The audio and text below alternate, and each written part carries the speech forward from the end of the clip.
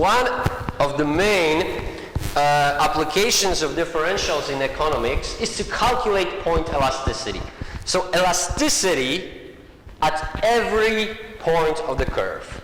We are going to examine only price elasticity of demand. So let's review it from the beginning. We can denote it either as epsilon d or more accurately epsilon qp. So now elasticity is defined as percentage change in quantity due to percentage change in price. So, in other words, we can say that this is change in Q divided by Q over change in price divided by price. Q and P are calculated at the beginning so these are the values before the change. But look, in cases where we use dq, dp, we have this, we are actually calculating elasticity at the part of the curve if the curve is linear. If the curve is nonlinear, we calculate so-called arc elasticity. But look, all of these categories are very imprecise. So the better thing to do would be to decrease change in price and decrease change in quantity. But look, if change in price is going for 0, this automatically implies that change in quantity must also be going for 0. So right away we can switch from changes to differentials. Okay, and look, now price elasticity of demand can be written as dq over q divided by dp over p, where here we still have percentage changes. Look, simple, we can rewrite this expression. Of course, dividing by a fraction is like multiplying by the reciprocal. So we get that this is dq over q times p over dp. In case of multiplication, the order is insignificant, so we can switch the order of these two expressions, and we get that this is dq over dp times p over q.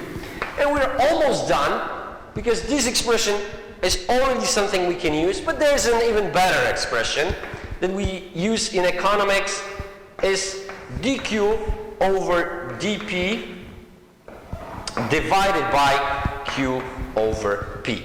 Why do we like this expression? Let me explain. Look, the city of is defined as here. Derivative of quantity with respect to price divided by quantity over price. What do we see? Look, this, what you see over here, is a marginal function.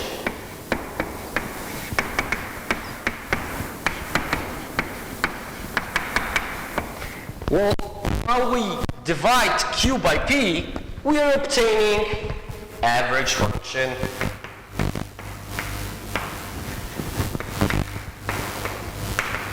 So consequently, we can say that elasticity is simply a ratio of marginal function to average function.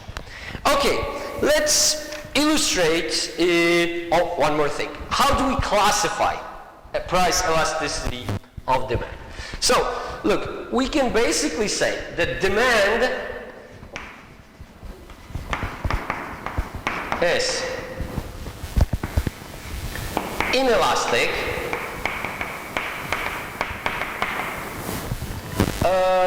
unit elastic or of unit elasticity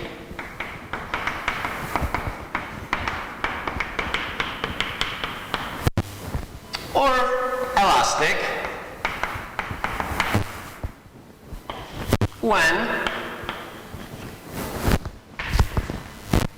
maybe when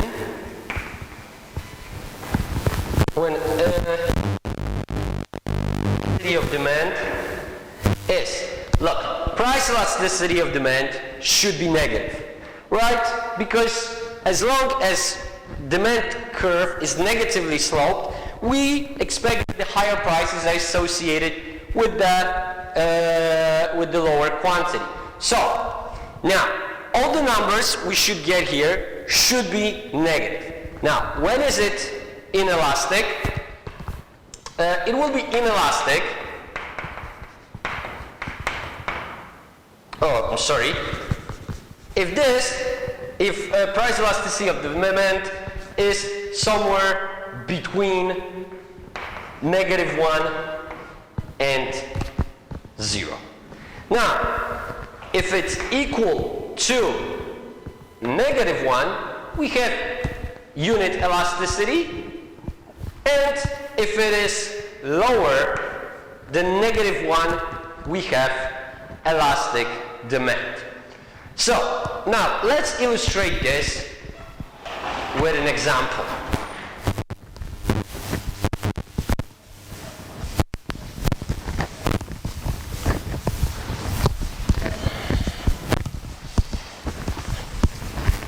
So, our demand function is given by Q to 1 minus 2P. Okay, let's start by calculating marginal and average function. So we've got the dP. In this case, it's simply -2, as we expect. Of course, negative relationship between price and quantity. Then average function is equal to 100 minus 2P over P. So elasticity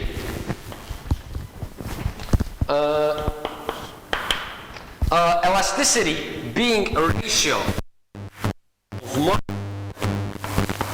to average function is given by -2 divided by 100 over -2P times P, or after simplification we get that this is -P over 50 minus P. Look, what we've obtained is not a number, it's a function. So look, now by substituting different values of the price, we can obtain the value of elasticity at each point of the function. Let's consider 3 examples. Okay, let's start with something. Let's start with, say, what is the elasticity if price is equal to 25? Now, if price is equal to 25, then price elasticity of demand, if we substitute 25, we get -25 over 25 is -1.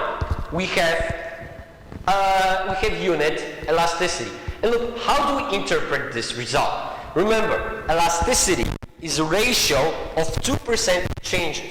So this means that if price increases by 1%, quantity demanded decreases by 1%. In this case, we of course have unit elasticity.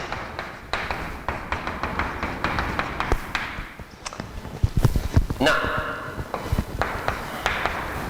what if price is equal to 30? Now, price elasticity of demand is -30 over 20, which gives us -1.5. Interpretation of this result: if price increases by 1%, quantity decreases by 1.5%. So look, change in price by 1% induces more than 1% change in quantity. So in this case, we have elastic demand. Now, case number 3, let's just say the price is 20. If the price is 20, we see that this demand is equal to negative 20 over 30, or approximately 0.67. What does it mean? If price increases by 1%, the quantity demanded decreases by 0.67 of a percent. So now look, we have the opposite situation to this one.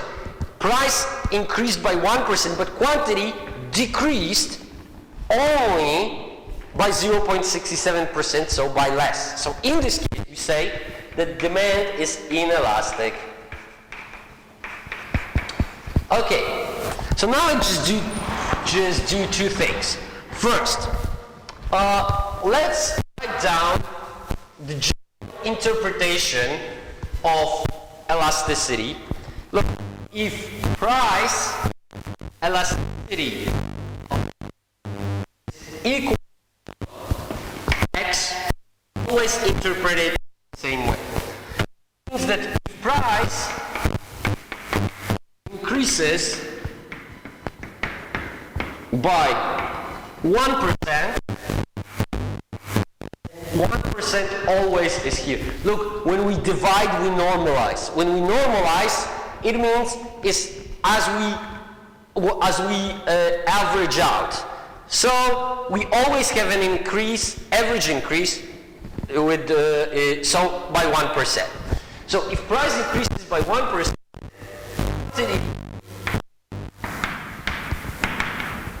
demanded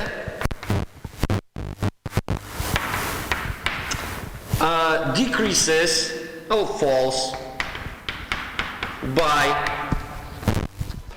X%. And look, of course, we could write it in the opposite direction. So if price decreases by 1%, quantity demanded increases by X%. And this is the general interpretation of it. Okay, but look, let's just use the example we had to put all of this on the graph. Of course, we will be using the graph, not the one you're familiar with from microeconomics, but the proper market graph that we use in Introduction to Economic Analysis. So price is on the horizontal axis. Okay, and look, when price is 0, quantity is 100. Okay, and look, what we have established. When price is 25, and when price is 25, quantity is 50. At this point, we have unit elasticity.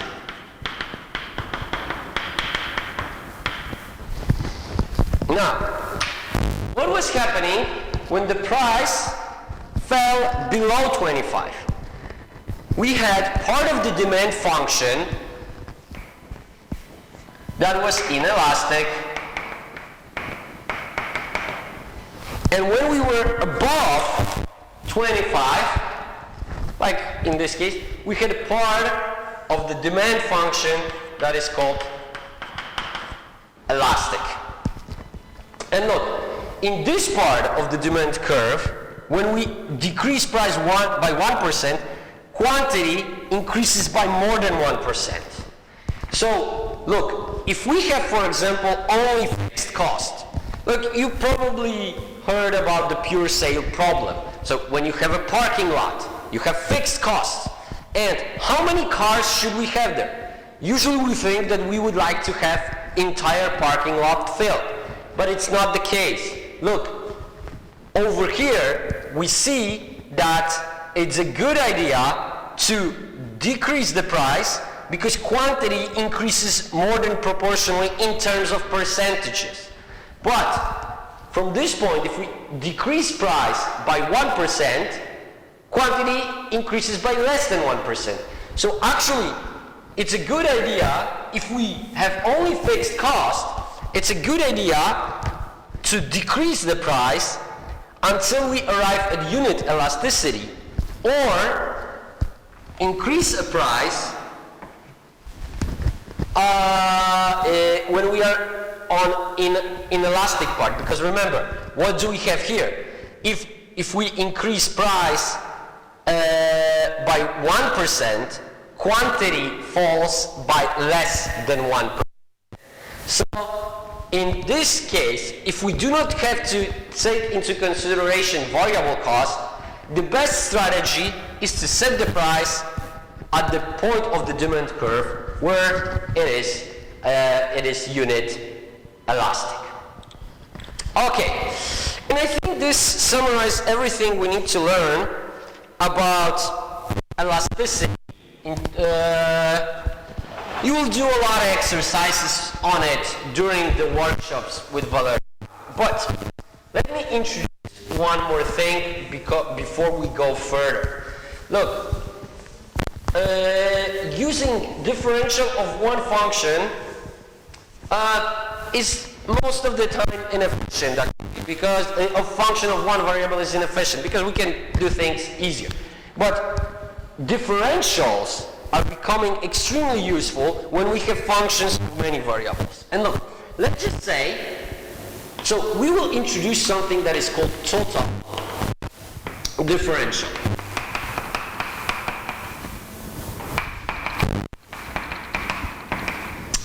Okay, and look, let's say that we've got a function z, which is a function of x and y. And look, let's just say that this function is very, very simple. So, x is influencing z, y is also influencing z. But they are independent from each other. They are not influencing one another. We will get to the more complicated cases later, but this is what we need for now. So look, now we have two sources of change, because x influences z through function f, and y influences z through function f. How can we measure this influence? Of course, with a partial derivative.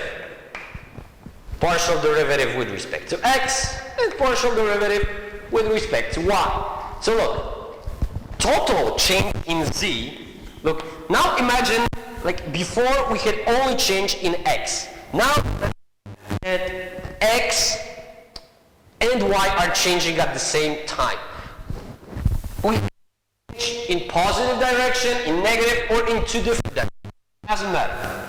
But look, impact of x on z is measured, assuming that y is constant, is measured by derivative, partial derivative of f with respect to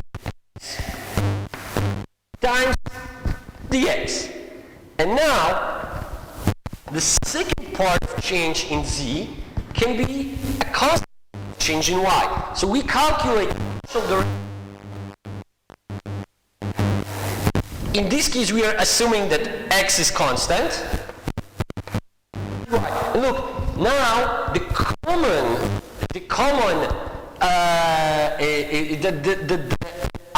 change of both variables. So now, look, this represents the outcome of change in both variables. Look, of course, we will write it in a simple way. So, x, y. Now, let's use an example. Okay, let's just say that we've got savings function, and level of savings depends on income and interest rate. How can we write differential? Fairly easy. Look, change in savings can be brought about by change in income, and change in income causes some change in savings that is measured through, let's already write it as s.